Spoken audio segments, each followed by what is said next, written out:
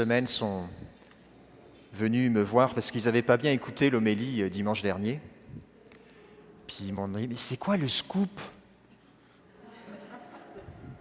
Alors j'ai trouvé que c'était un bon moyen d'essayer de vous rendre attentifs pendant les homélies. Et en même temps, j'étais touché de voir combien vous êtes intéressés par la vie de la communauté. Ce n'est pas de la curiosité, c'est évidemment de l'intérêt pour la vie de notre communauté. C'est très touchant. Donc il y aura peut-être un scoop pendant l'homélie. Alors nous sommes dans notre série de louanges qui s'achève. 40 jours, notre série de prédications, 40 jours de louanges. Cette thématique, et on le chante à la fin de toutes les messes pendant ce carême, « Je bénirai le Seigneur en tout temps ». Nous voulons continuer à grandir dans cet esprit de louange. Et on sait que ce n'est pas facile, tenir 40 jours à louer le Seigneur. On a entendu le témoignage de Karine dimanche passé. Elle nous partageait dans le quotidien, des fois, l'humeur n'est pas à la louange, mais le fait de se remettre devant un chant de louange, un podcast de louange, ça l'aidait à rechoisir l'esprit de la louange. On a vu dimanche passé combien aussi le fait de ne pas reconnaître que nous sommes pauvres est un obstacle à l'esprit de la louange.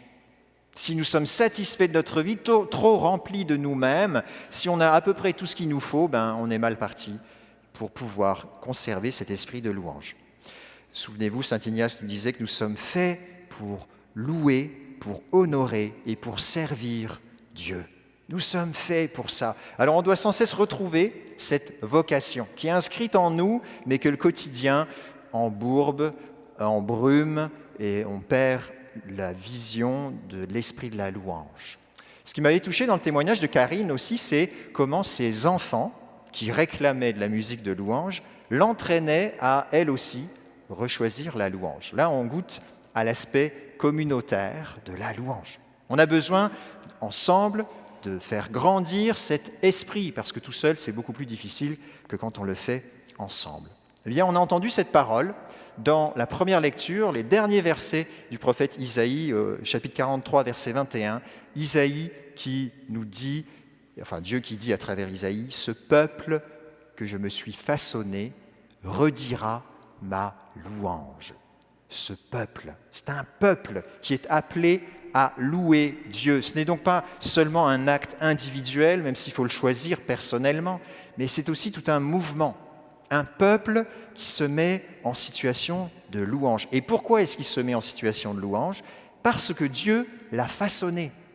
C'est parce qu'il est façonné, formé par Dieu, que la louange peut jaillir. Au début du chapitre 43, Isaïe explique c'est quoi façonner. Ceux qui ont écouté le premier épisode de The Chosen vont peut-être se rappeler de certaines scènes. « Ainsi parle le Seigneur, lui qui t'a créé, Jacob, et qui t'a façonné, Israël. Ne crains pas, car je t'ai racheté, je t'ai appelé par ton nom, tu es à moi. » Ça ne vous rappelle pas un personnage ? Qui ça ? Marie-Madeleine, qui est possédée par tout plein de méchants démons, et c'est la parole que son père lui avait enseignée quand elle était toute petite, et c'est cette parole-là qui lui redonne le goût de laisser Dieu agir dans sa vie, qui lui redonne l'espérance.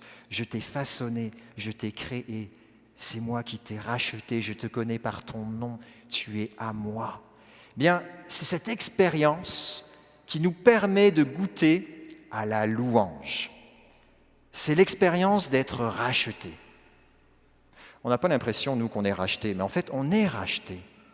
Dieu nous a acquis le rachat. Il nous a permis de passer d'une terre d'esclavage à une terre de liberté. Nous sommes invités à vivre et à goûter. C'est ce qu'on fait pendant le carême. C'est pour ça que la louange doit grandir. Comme le peuple dans l'Exode, nous sommes appelés, nous aussi, à vivre ensemble, en communauté, une libération. Une libération. Et on y a goûté le mercredi des Cendres, c'était très touchant, on était 400 ici rassemblés à reconnaître quoi ? Que tous nous étions pécheurs, tous nous avons péché. Et le signe qu'on a reçu, c'est les cendres sur notre tête, sur notre front, comme signe que nous sommes tous des pécheurs devant Dieu. Nous avons besoin du rachat. Et aujourd'hui, on va vivre à travers cette journée du pardon, cette même on va faire cette même démarche, reconnaître que nous avons péché, que nous avons besoin du pardon de Dieu. Alors je voudrais, dans cette prédication aujourd'hui, nous inviter, par 4 bonnes raisons, à aller nous confesser. Il en faut au moins 4, non ? Il me semble. La première bonne raison, la confession nous sort de l'impasse. Aller se confesser, c'est sortir de l'impasse. Ça se comprend un peu. Quand on a goûté au péché, on comprend qu'on est un peu dans un cul-de-sac. Parce que finalement, tout ce que veut le malin, c'est qu'on reste dans un cul-de-sac, et surtout qu'on tourne longtemps dans le cul-de-sac. Vous savez, comme quand vous avez un mauvais navigateur qui vous fait tourner en rond dans une voie sans issue, et vous ne vous en sortez pas. Ça, c'est la vie dans le péché. On tourne en rond, et puis on reste dedans. Lui, ce qu'il veut, c'est qu'on y reste bien et très longtemps. Et il a des petites stratégies pour nous aider à y rester. La première, c'est de nous faire croire que nous ne changerons jamais. Tu changeras jamais, tu t'en sortiras jamais, tu vas rester toujours pareil avec tes péchés. Ça, c'est ce premier message qui nous met dans l'esprit. Tu vas toujours être comme ça, de toute façon.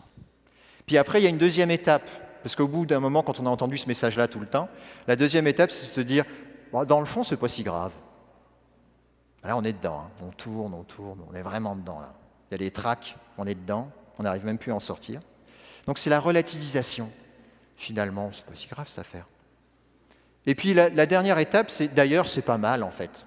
C'est même pas un mal du tout ce que je fais. C'est pas un péché, ce n'en est pas un. Là, on est complètement embrumé. On voit plus rien. On sait même plus qu'on tourne en rond et qu'on est dans une impasse. Quand il en est arrivé là, il est tranquille, lui. Il est très tranquille, il sait qu'on est bien emprisonné dans l'impasse. Bon, la confession, c'est nous sortir de là. Parce que quand on est là-dedans, on n'a vraiment pas bougé. On est toujours au même point. Il y a une parole que nous dit le prophète Isaïe, qu'on a entendue dans la première lecture.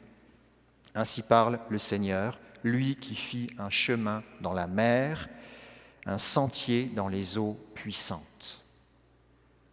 Le Seigneur a libéré son peuple à travers précisément les eaux, cet obstacle de ténèbres qu'on ne savait pas comment traverser. Le Seigneur y a fait un chemin. Dans la confession, le Seigneur veut faire un chemin pour nous sortir de l'impasse. Il l'a fait et il continue de le faire. Il veut, autrement dit, nous rendre libres, nous faire goûter à la liberté. C'est ce que Jésus a fait avec cette femme. Il lui a dit « Moi non plus, je ne te condamne pas. Désormais, va et ne pêche plus. » Jésus l'a sortie de la prison de la condamnation dans laquelle elle-même était enfermée. Et on la voit dans cet évangile encerclée, du moins au début, elle est encerclée au milieu, mais à la fin, elle est encore au milieu, même s'il n'y a plus personne, elle est comme encore encerclée. Elle a besoin de cette parole de Jésus pour l'aider à sortir de l'impasse dans laquelle elle s'est enfermée, et elle a été enfermée par la loi de la condamnation. Donc, premier message, aller me confesser, c'est me sortir de l'impasse. Deuxième élément, deuxième moteur pour aller nous confesser, c'est repartir à zéro. Le Seigneur dit une parole encore dans le prophète Isaïe. « Ne faites plus mémoire des événements passés, ne songez plus aux choses d'autrefois. » Dieu nous dit ça à travers son prophète. Ne faites plus mémoire des événements passés. C'est bon. Quand c'est confessé, c'est confessé. Quand tu as dit tes péchés, tu as dit tes péchés. Arrêtez de ressasser, c'est fait. Je ne tiens pas un calepin ou une balance de toutes vos mauvaises actions. Je n'ai pas un registre caché, des enregistrements cachés de ce que vous auriez fait de mal. Non. Quand j'efface, j'efface. Quand je pardonne, je pardonne. Même ce dont je n'ai pas eu conscience au moment de la confession, même ce que j'ai oublié de confesser au moment de la confession, je le pardonne. Jésus a offert sa vie sur la croix pour ça. Il a offert sa vie en rançon.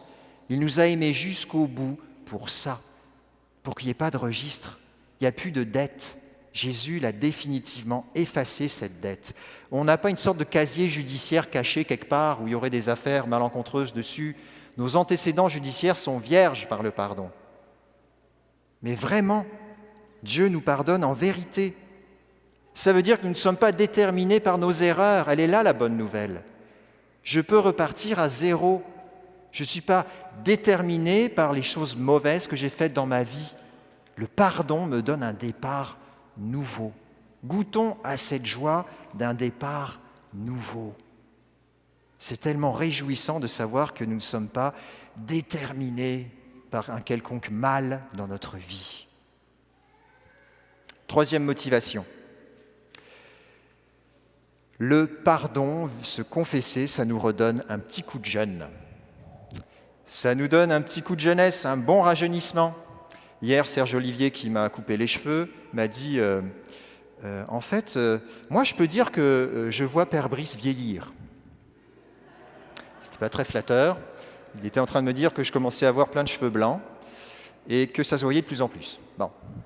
Mais en fait, la confession, ça nous aide à retrouver une éternelle jeunesse, que nous ayons des cheveux blancs ou non, pas encore. La confession nous rend jeunes. Cette parole d'Isaïe, à nouveau, est très forte. « Voici que je fais une chose nouvelle, elle germe déjà. Ne la voyez-vous pas ?» Point d'interrogation. Ne la voyez-vous pas? La confession, c'est cette expérience d'une vie nouvelle, ou d'une nouvelle vie. Pour ceux qui aiment jouer aux jeux vidéo, tu sais, des vies, des fois tu en as plusieurs, là. Bon, ben, tu as une vie nouvelle, c'est comme un nouveau départ, donc tu as une vie nouvelle. Ceux qui ont goûté à une épreuve de santé grave, qui ont vraiment goûté à l'article de la mort, tu sais, qui ont peut-être vécu un cancer, un burn-out, quelque chose du genre, quand tu retrouves la vie après, tu dis « Ah, j'ai une vie nouvelle devant moi.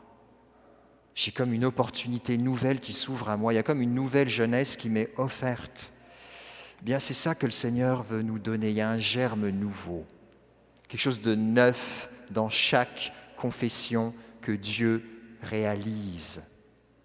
Il y a quelque chose de nouveau en germe. Ne le vois-tu pas? Ceux qui viendront se confesser aujourd'hui, je vous invite à garder cette parole. Ne vois-tu pas ce germe nouveau? Enfin, dernière motivation pour venir goûter à ce pardon que le Seigneur veut offrir. En fait, c'est l'esprit dans lequel nous sommes et que nous grandissons. C'est la parole que je citais au début de cette célébration. « Ce peuple que je me suis façonné publiera ma louange. » Si nous voulons vivre de manière communautaire, dans une journée du pardon, le sacrement de la réconciliation, c'est parce que nous voulons ensemble rendre grâce au Seigneur. Dieu se façonne un peuple à travers son rachat que nous goûtons dans sa miséricorde, dans le pardon de nos péchés. Il se façonne le peuple que nous sommes.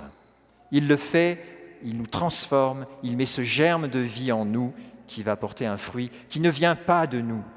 C'est là que nous nous laissons façonner. Et le fait de le vivre de manière communautaire, ça nous entraîne. Aujourd'hui, on reconnaît tous que nous avons péché, donc on peut tous aller se confesser sans dire « Ah ben lui, il est allé se confesser, ah ben lui... » Bon, ben non, on y va tous parce qu'on a tous péché. Donc le fait de pouvoir ensemble vivre cette démarche, ça aussi fait grandir une louange communautaire, une louange de notre communauté. Le fait d'être ensemble aussi, ça nous permet d'aller plus loin. Quand je vois mes frères et sœurs qui louent le Seigneur autour de moi, qui remercient le Seigneur pour des œuvres concrètes dans leur vie, qui lui rendent grâce pour ses bienfaits, qui ont vécu une guérison, quand j'entends leurs témoignages, je vais plus loin dans ma vie spirituelle. Tout seul, je reste au même point. Avec mes frères, je vais plus loin. Enfin, le fait de le vivre de manière communautaire, un peuple qui loue le Seigneur, eh bien, cela fait grandir la joie. La joie grandit d'autant plus. La joie qui se communique entre nous.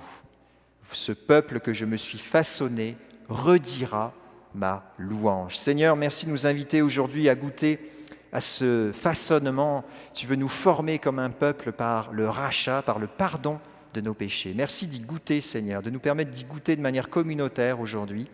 Merci de nous permettre aussi de vivre cet esprit de louange dans lequel tu nous grandis et pour lequel tu nous formes. Amen.